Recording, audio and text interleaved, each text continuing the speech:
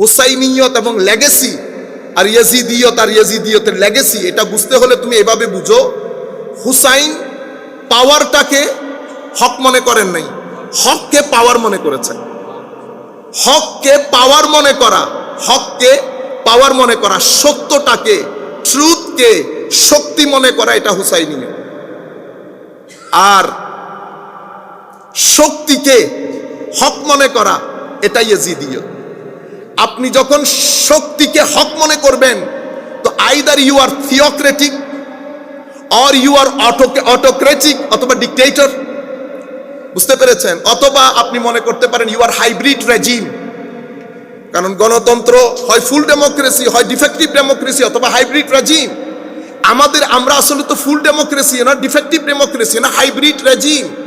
আমাদেরকে বলা হয় ডেমোক্রেটিক ডিক্টেটোরিয়াল রুল, আমাদেরটা ডেমোক্রেটিক ডিক্টেটোরিয়াল রুল।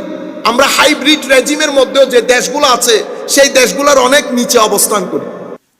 আউযু বিল্লাহি মিনাশ শাইতানির রাজীম, বিসমিল্লাহির রহমানির রহিম, আলহামদুলিল্লাহ, ওয়াসসালাতু ওয়াসসালামু আলা রাসূলিল্লাহ ওয়া আলা আলিহি ওয়া সাহবিহি ওয়া মান ওয়ালা, আম্মা বা'দ। আল্লাহুম্মা সাল্লি আলা সাইয়্যিদিনা মুহাম্মাদিন ওয়া আলা আলি সাইয়্যিদিনা মুহাম্মাদিন ওয়া বারিক ওয়া সাল্লিম।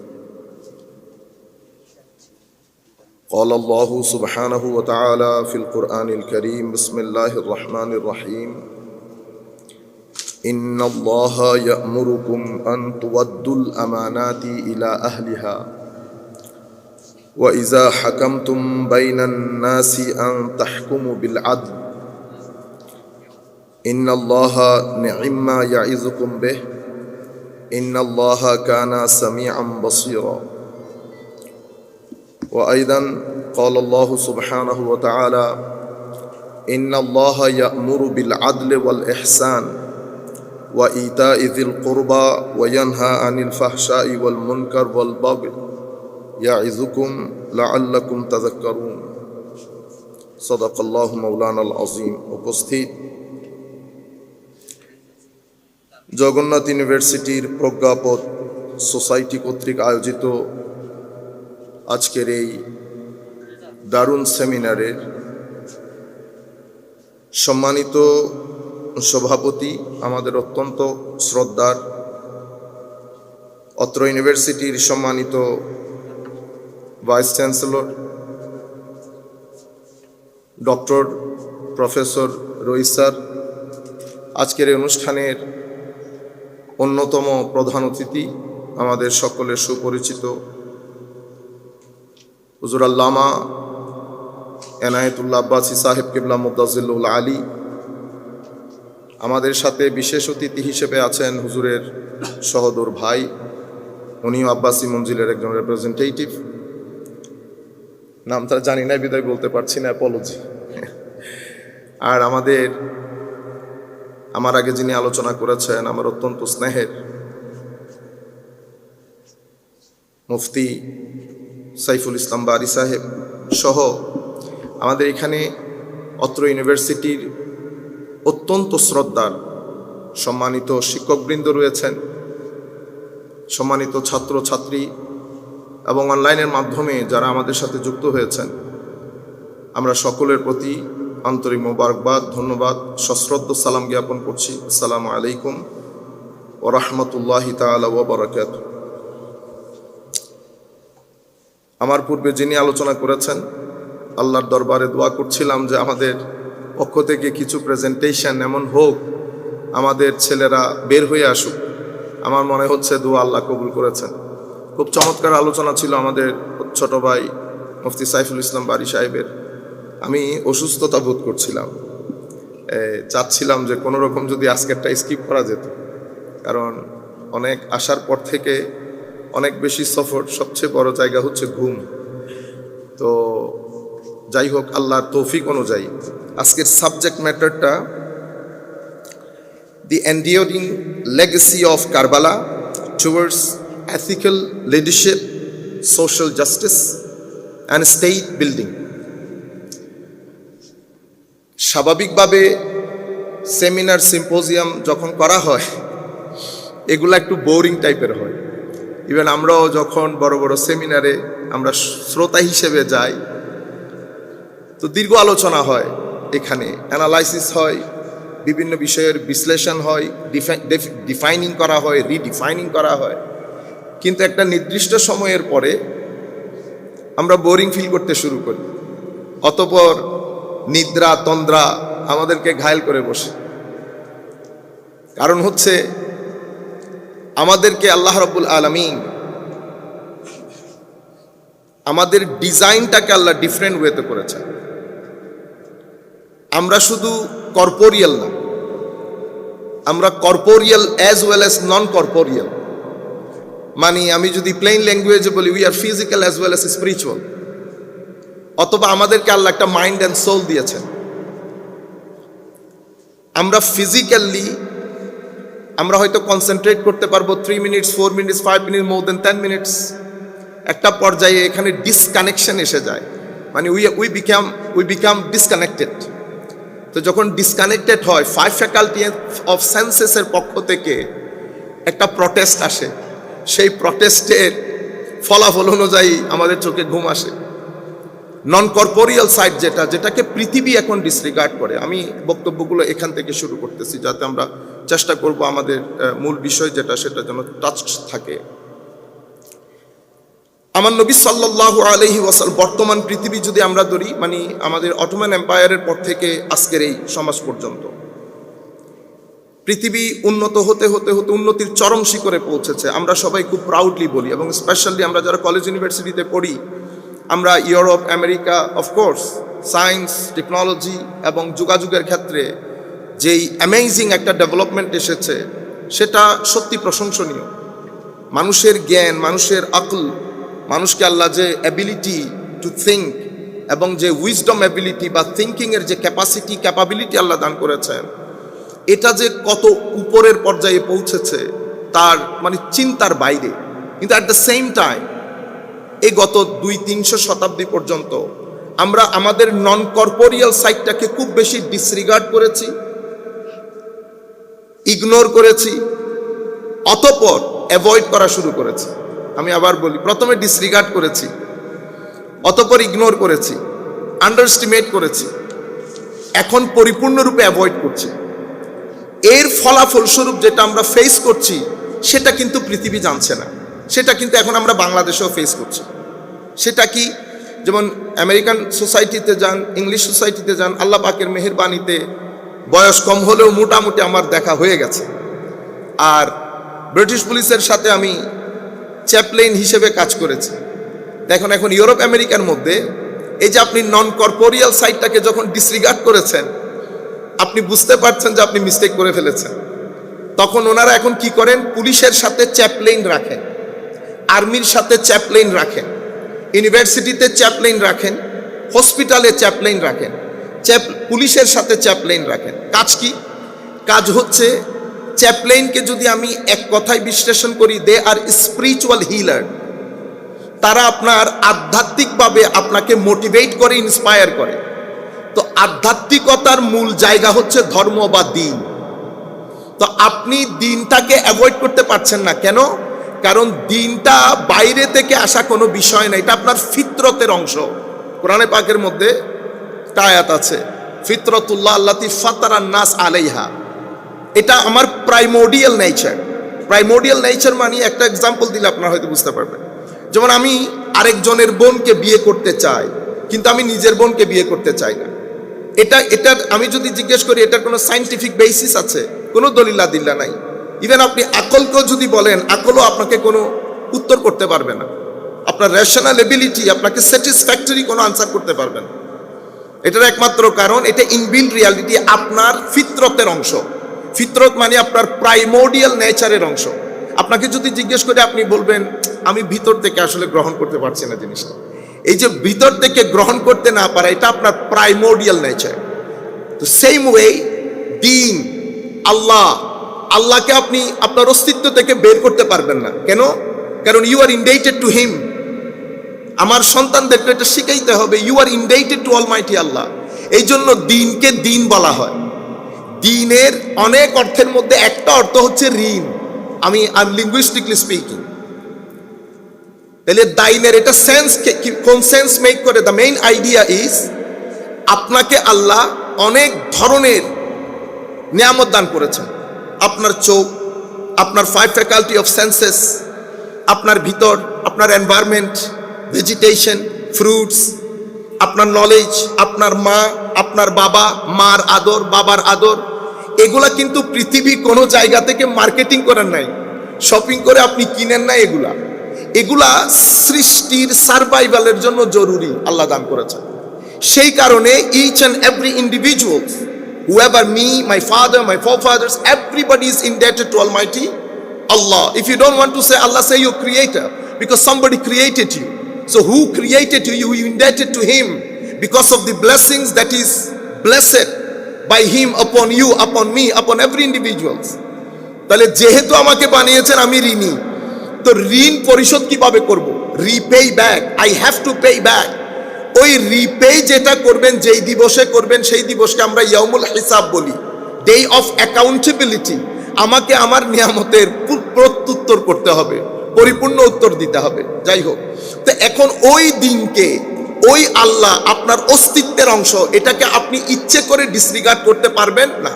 ধরলেন পৃথিবী ডিসরিগার্ড করা শুরু করেছে। ডিসরিগার্ড করলে কি হয়? ডিসরিগার্ড করলে ধরেন ইউনিভার্সিটিতে শিক্ষা হবে, পড়ালেখা হবে, রিসার্চ হবে, কিন্তু এই শিক্ষা দিয়ে জাতির পরিবর্তন হবে না। শিক্ষা দুই প্রকার।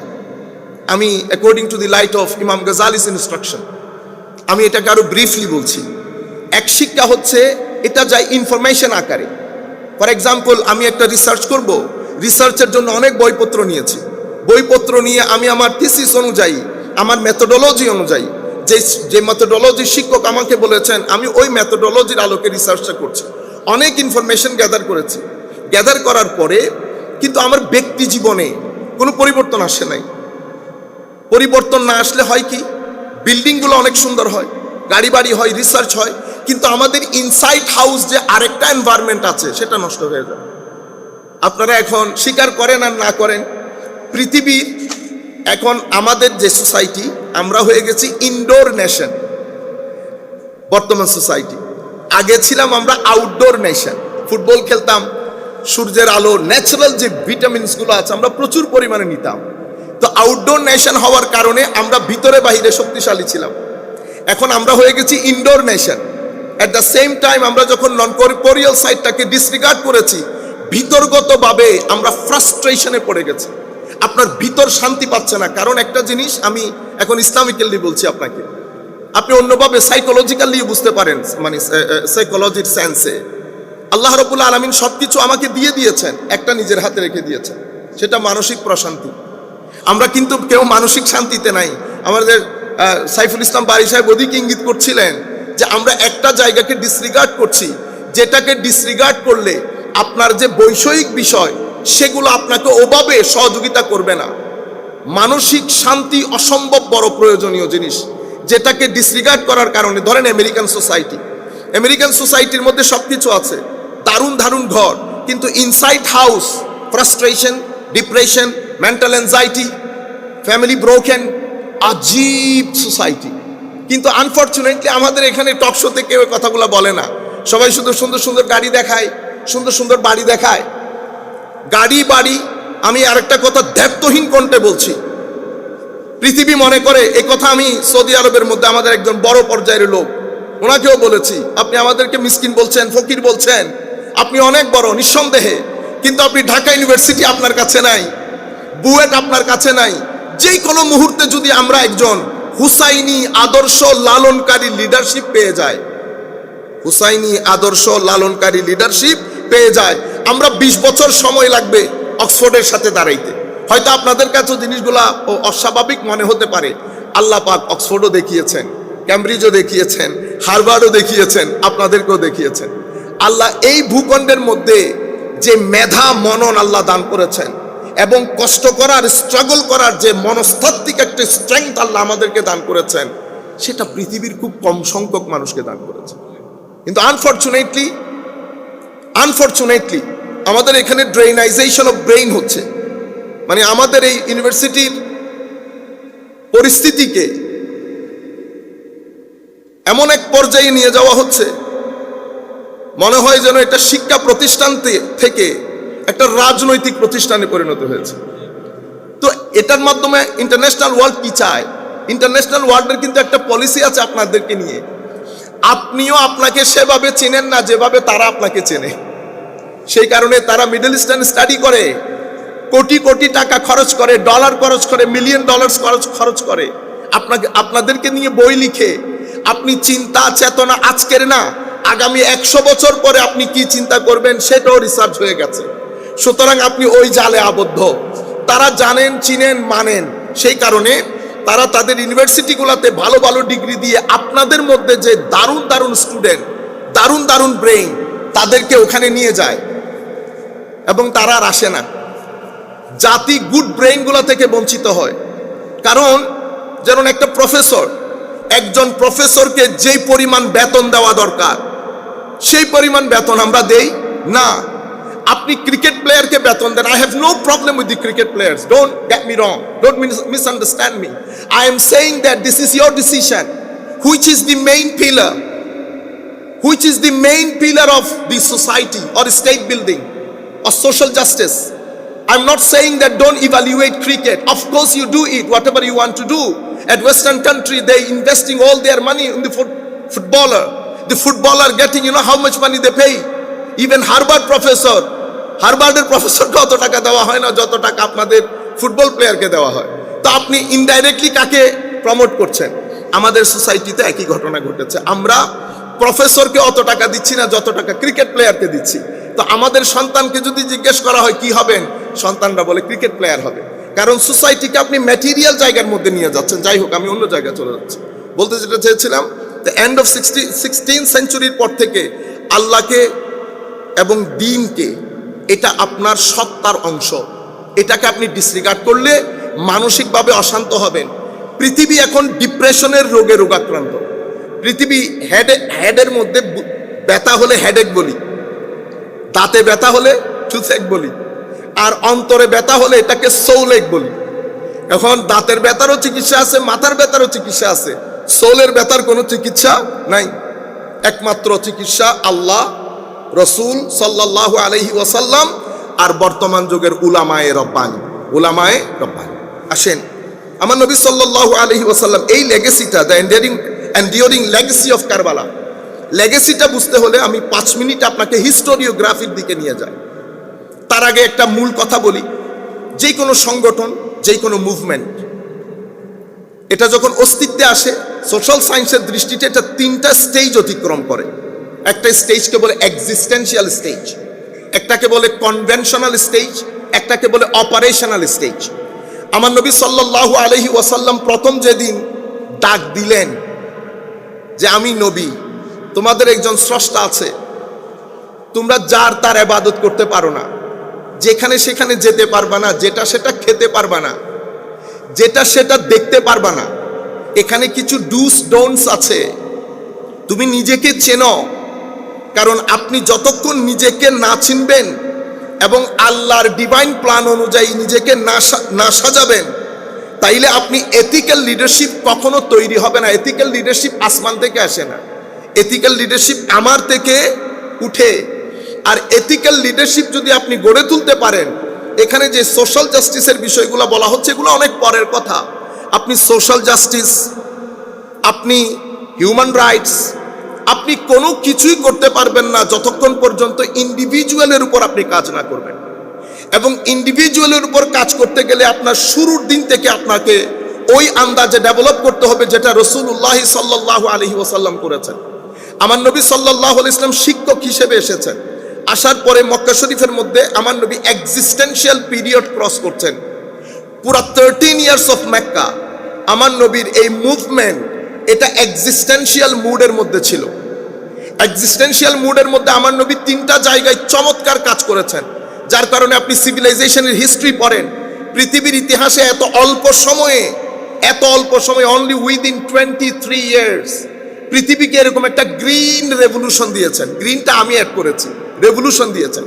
গ্রিন রেভলিউশন এই কারণে বলছি, এখানে আমাদেরকে নিয়ে অনেক প্রপাগান্ডা হয়েছে। আমি ছেলেদেরকে বলবো, স্পেশালি ইউনিভার্সিটি স্টুডেন্টকে, আপনারা প্রপাগান্ডা নিয়ে গবেষণা করেন, একটু পড়েন। প্রপাগান্ডা মানে যেটা আমরা এখন নেগেটিভলি ইউজ করি, প্রপাগান্ডা কিন্তু এখন একটা আর্ট হয়ে গেছে। বড় বড় এজেন্সি হায়ার করা হয় প্রপাগান্ডা করার জন্য। মানে আমি রইস স্যারকে ধরেন ইউনিভার্সিটি থেকে, এখান থেকে আমি অব্যাহতি দিতে চাচ্ছি, তো পৃথিবী কি করে? সাথে সাথে করে না, পৃথিবীকে আগে রইস স্যারের বিরুদ্ধে একটা প্রপাগান্ডা দাঁড় করায়। প্রপাগান্ডা মানে একেবারে অসত্য অথবা 20% সত্য, এমনভাবে উপস্থাপন করে মানুষের ব্রেইন ওয়াশ করে, ব্রেইন ওয়াশ করে মানুষের একটা মাইন্ডসেট তৈরি করে। ফুল মাইন্ডসেট যখন তৈরি হয়, আস্তে করে জুলুম হয় একটা, যেভাবে ইরাকের সাথে হয়েছে, যেভাবে অন্যান্য দেশের সাথে হয়েছে, ইরানের সাথেও যেটা হতে চাচ্ছিল, যে মানুষকে একটা পুরো পৃথিবীর মানুষকে মোটিভেট করা, অসত্যকে সত্য বলে প্রতিষ্ঠিত করা। আপনারাও ফেসবুকের মধ্যে লাইক দিয়ে দেন, ফেসবুকের মধ্যে কমেন্ট করে ফেলেন। আপনারাও কোন সময় যে পার্ট অফ প্রপাগান্ডা হয়ে যাচ্ছেন বুঝতে পারেন না। শরিয়া নিয়ে ওয়েস্টার্ন ওয়ার্ল্ড, আপনারা অন্যদিকে নিয়ে যায় না, জাস্ট আমি সেকুলারিজমকে বলি। সেকুলারিজমকে অথবা প্রসেস অফ সেকুলারাইজেশনকে পৃথিবীতে এস্টাবলিশ করার জন্য ওয়েস্টার্ন কান্ট্রি সবচেয়ে বেশি টাকা খরচ করেছে কিসে জানেন? শরিয়া শব্দের প্রপাগান্ডা ছড়ানোর জন্য। কেন? কারণ তারা বলটা নিয়েছে আমাদের কোর্ট থেকে।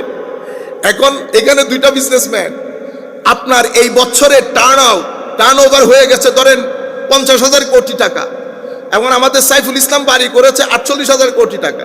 তো তার সাথে আমার কম্পিটিশন চলছে, মানেন আর না মানেন, সে কিন্তু মনস্তাত্ত্বিকভাবে সবসময় চেষ্টা করে আমাকে কিভাবে ডাউন করা যায়।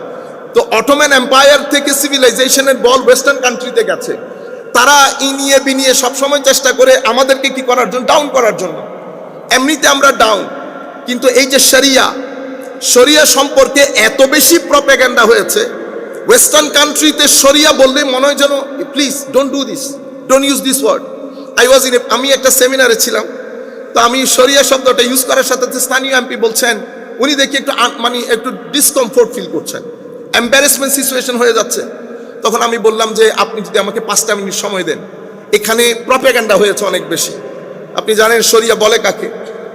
শরিয়া দ্য হায়ার অফ শরিয়া, যদি আমি লিঙ্গুইস্টিকলি বলি, শরিয়া মানে হচ্ছে যেটা আপনাকে পরিচ্ছন্ন পানির দিকে, যেই রাস্তা আপনাকে গাইড করে, সেটার নাম শরিয়া। তো পরিচ্ছন্ন পানি, আলমা আস-সাফি, আমরা আবার আরবিতে অত এক্সপার্ট না, আলমা আস-সাফি, পরিচ্ছন্ন পানি, যেটা আপনার মন, শরীর, প্রাণ সবকিছুকে শীতল করে, ওই রাস্তা যেটা দেখায় সেটা শরীয়তের লিঙ্গুইস্টিক মিনিং। আচ্ছা, এখন ওইটার সাথে এটার রেলেভেন্স কি? তো রেলেভেন্স হচ্ছে শরিয়া আপনাকে এমন রাস্তা, এমন নিয়ম নীতিতে অভ্যস্ত করতে চায় যেটা আপনার শরীর, মন, মানসিকতা সবকিছুকে সুশীতল একটা আবহাওয়ার মাধ্যমে আবদ্ধ করে। তো এটার হায়ার অবজেক্টিভ কি? তো এটার হায়ার অবজেক্টিভ হচ্ছে জালবুল মানাফে ও দারউল মাফাসিদ, মানে আপনাকে ইহকালীন সমস্ত বেনিফিট দেওয়া, যেটার মাধ্যমে পরকালীন মুক্তি নিশ্চিত হয়, এবং আপনাকে সমস্ত প্রকার অমঙ্গল থেকে দূরে রাখা। এটার কারণে শরিয়া ফার্দার হায়ার অবজেক্টিভ অফ শরিয়া যখন ডিফাইন করছে, শরিয়া বলছে হায়ার অবজেক্টিভ অফ শরিয়া হচ্ছে হিফজুদ্দিন, আপনার ধর্ম বিশ্বাসকে রক্ষণাবেক্ষণ করা, হেফাজত করা। সেই কারণে আমার নবী কখনো, আমার নবীর এই 23 বছরের তাবলীগে দ্বীনের মধ্যে কাউকে কোনোদিন জোর করে ধর্ম গ্রহণ করার নেই, এবং লা ইকরাহা ফিদ্দিন একটা প্রিন্সিপাল হয়ে গেছে। এখানে ধর্মের মধ্যে কোনো জোর জবরদস্তি নাই। এরপরে হিফজুল আকল, আপনাকে যে আল্লাহ অসাধারণ বিবেক বুদ্ধি দিয়েছেন সেটাকে রক্ষণাবেক্ষণ করা। সেটাকে রক্ষণাবেক্ষণ করতে গিয়ে এই যে মদকে হারাম করা হচ্ছে বা এই সংশ্লিষ্ট বিষয়কে হারাম করা হয়েছে, কেন? যাতে আপনার, কারণ এটা আপনার এগিয়ে যাওয়ার পথে সবচেয়ে বড় চাবিকাঠি আপনার আকল। সেই কারণে আমাদের এখানে মদ বা এই সংশ্লিষ্ট যা কিছু আছে যেটা এখানে এফেক্টিভ হয়, এগুলাকে বন্ধ করে দেওয়া হয়েছে, হারাম করে দেওয়া হয়েছে। যেমন আপনার হেফজুন নাসল, আপনার বংশকে অপবিত্রতা থেকে রক্ষা করা, সেই কারণে একটা দারুণ বিয়ে প্রথা দিয়েছে। এরপর আপনার হিফজুল মাল, আপনার সম্পদ রক্ষা করা। এই জন্য আমাদেরকে বলা হয়েছে লা তাকুলু আমওয়ালাকুম বাইনাকুম বিল বাতিল, তোমাদের মধ্যে তোমরা অন্যায়ভাবে কারো সম্পদ গ্রাস করিও না। এভাবে শরীয়ত নিজের হায়ার অবজেক্টিভ সেট করেছে, সেটার জন্য ল দিয়েছে, এবং একটা দারুণ এক্সিকিউটিভ বডি দিয়েছে যারা এই আইনগুলাকে এক্সিকিউট করবে উইদাউট ইফস অ্যান্ড বাটস। এখানে কোনো বড় লোক ছোট লোক থাকবে না, এভরিবডি, প্রত্যেকেই আইনের নিচে থাকবে, আইন উপরে থাকবে। এটাই হচ্ছে, আমরা বলি না স্বাধীনতার একটা শব্দ ব্যবহার করে না, চেতনা। কারবালার মূল চেতনার মধ্যে একটা বড় চেতনা হচ্ছে আপনি আইনের নিচে, আমার আল্লাহর কালাম আপনার উপরে।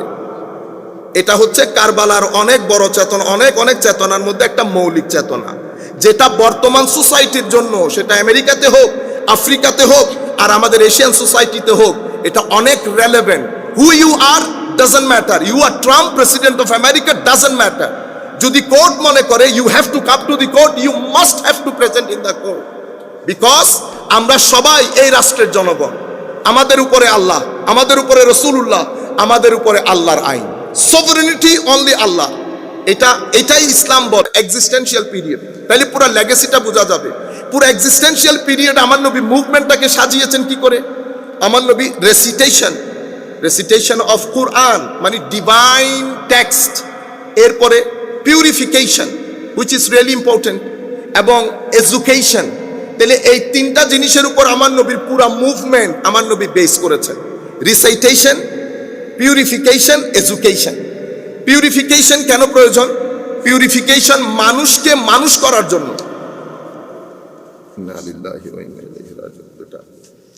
এত কষ্ট করে আসলো।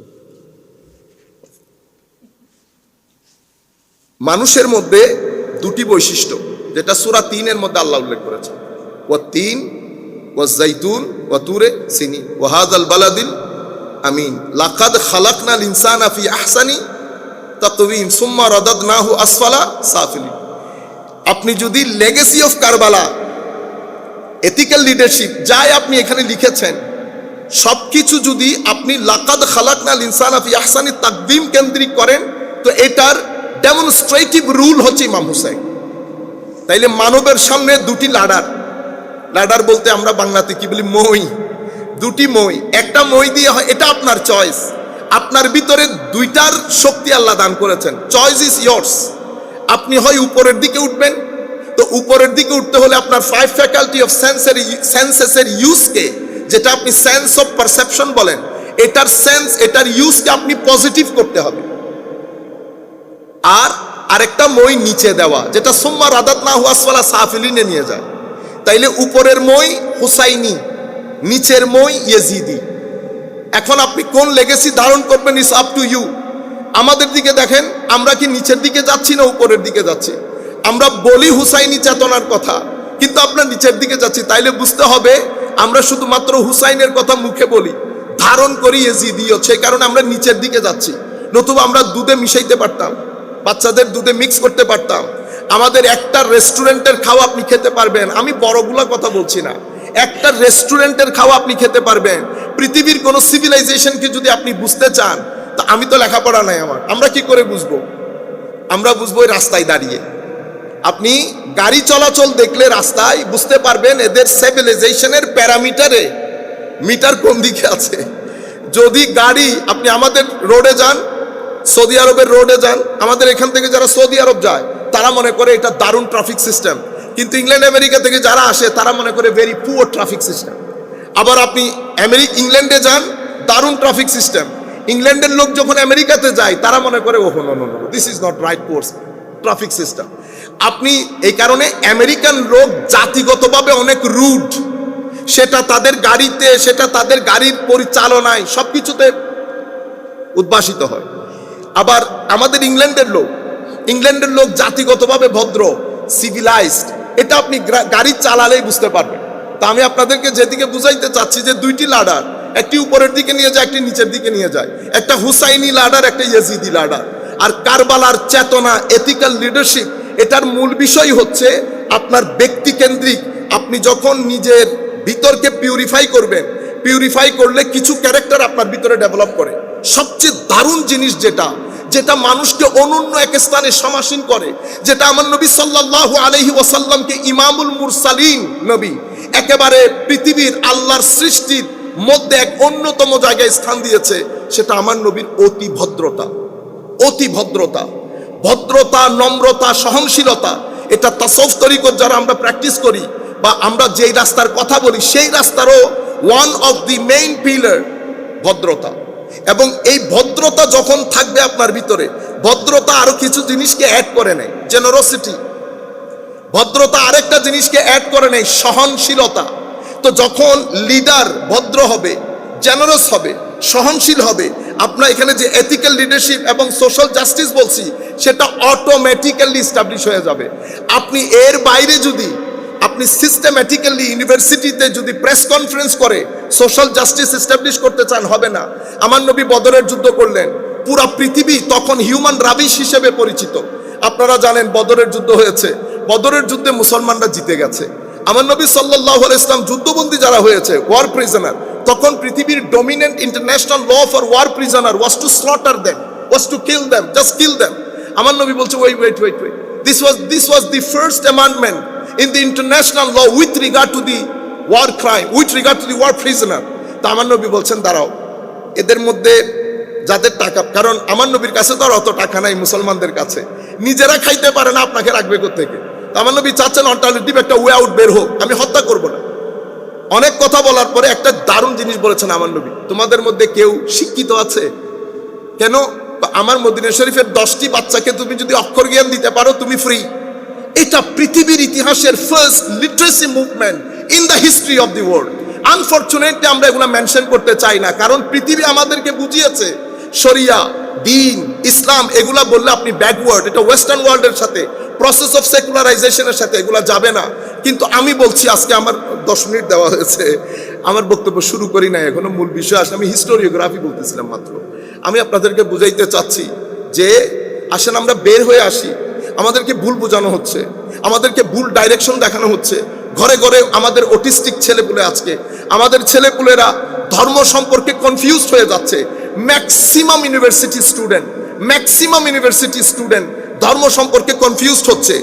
আর কিছু ইউনিভার্সিটি স্টুডেন্ট এটার রিয়াকশন স্বরূপ আমরা তাদেরকে যে দিন শিখাচ্ছি সেটা আমাদেরকে উগ্রতার দিকে নিয়ে যাচ্ছে। আমরা উগ্র হতে পারবো না, আমরা ধর্মহীন হতে পারবো না। উগ্রতাও অস্থিরতার দিকে নিয়ে যাবে, ধর্মহীনতাও অস্থিরতার দিকে নিয়ে যাবে। আমরা মাঝপথে আসবো, যে পথে শাহজালাল ইয়েমেনিরা চলেছেন, যে পথে আল্লাহর ওলিরা আমাদেরকে শিক্ষা দিয়েছেন, সেই পথে কোনো হিংসা নাই, কোনো অভদ্রতা নাই, কোনো হানাহানি নাই। আমার বিহেভিয়ার বলে দেবে। আল্লাহর ওলিদের কাছে এসেছে, ইমামে হুসাইন রাদিয়াল্লাহু তাআলা আনহুর কাছে এসেছেন, কখনো ধর্ম কবুল করে এটা বলতে হয় নাই। ব্যবহার, বাবা মহিউদ্দিন আমেরিকার বুকে গেছেন, পেনসিলভেনিয়াতে ওনার মাজার, উনি তো ইংরেজিও জানতেন না, কাউকে তো বলেনও নাই ধর্ম কবুল করে বসেছেন। মানুষ এসেছে, সোহবতে থেকেছে, ধর্ম কবুল করেছে। আমার মূল জায়গা যেটা, আমি চাচ্ছি না যে একেবারে মানে অনেক বেশি একাডেমিক করে বক্তব্যটা রাখি, যদিও আমি ওভাবে করে এসেছিলাম হিস্টোরিওগ্রাফিটা বলার জন্য, হিস্টোরিওগ্রাফিটা শেষ করে দেই। এক্সিস্টেন্সিয়াল ফর্ম আমার নবী মক্কা শরীফে শেষ করেছেন।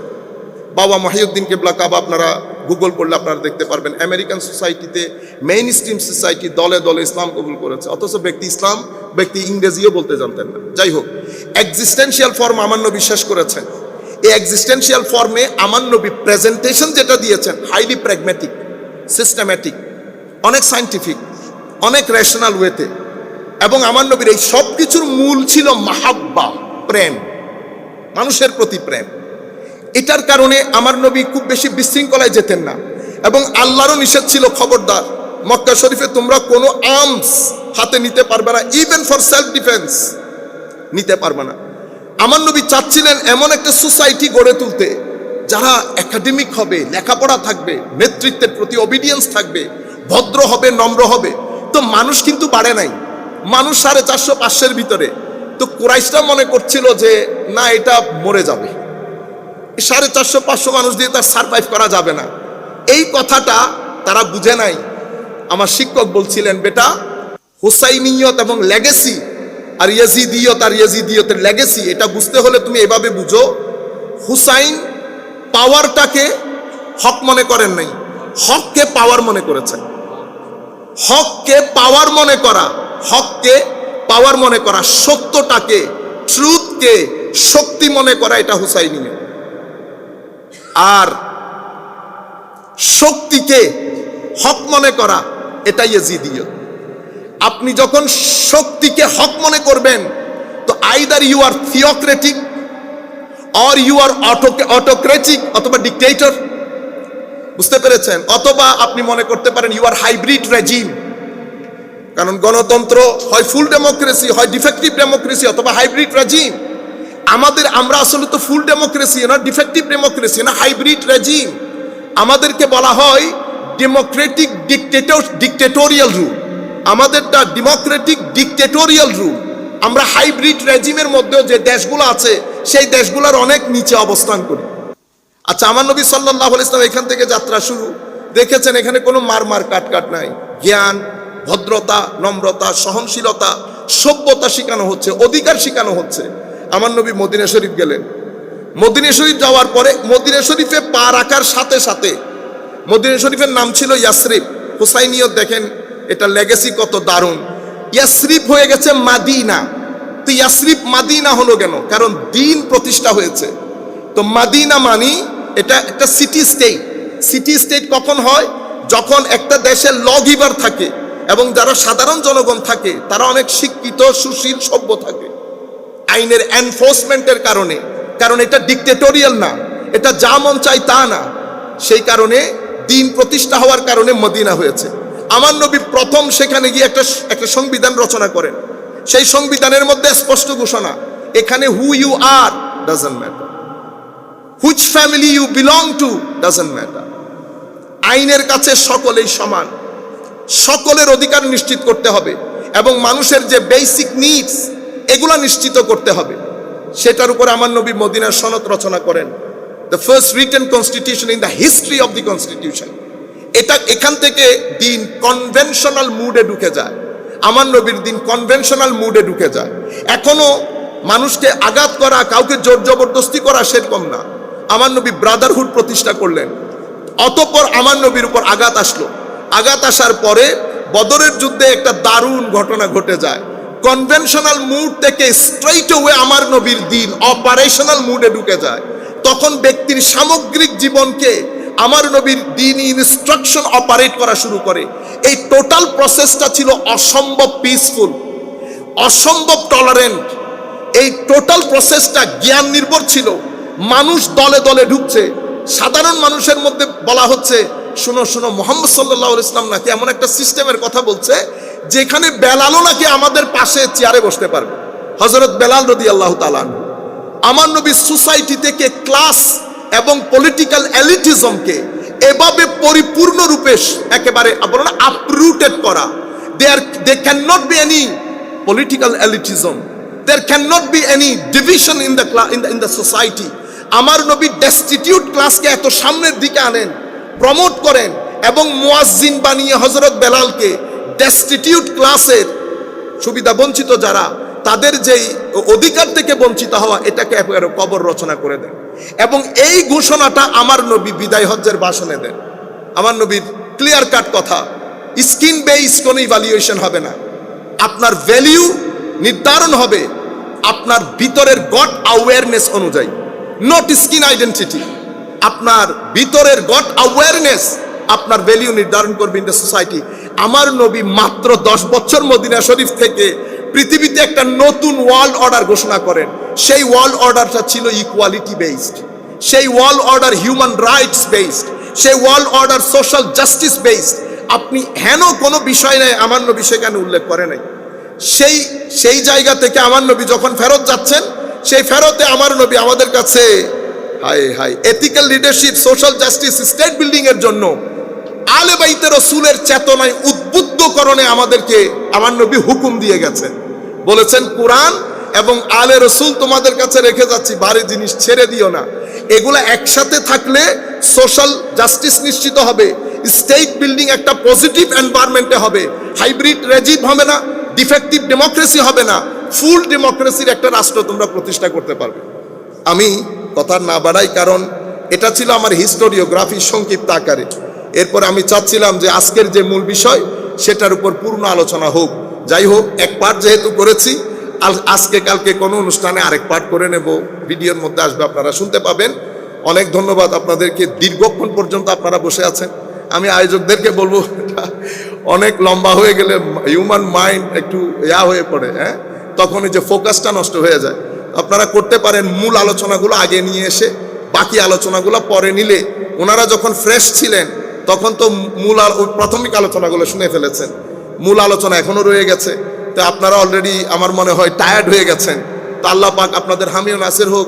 I am really grateful and thankful to the organiser of this seminar. আমি দোয়া করি আল্লাহ রাব্বুল আলামিন তাদের জিন্দেগিতে দিন দুগুনি রাত চুগুনি তরক্কি দান করুক।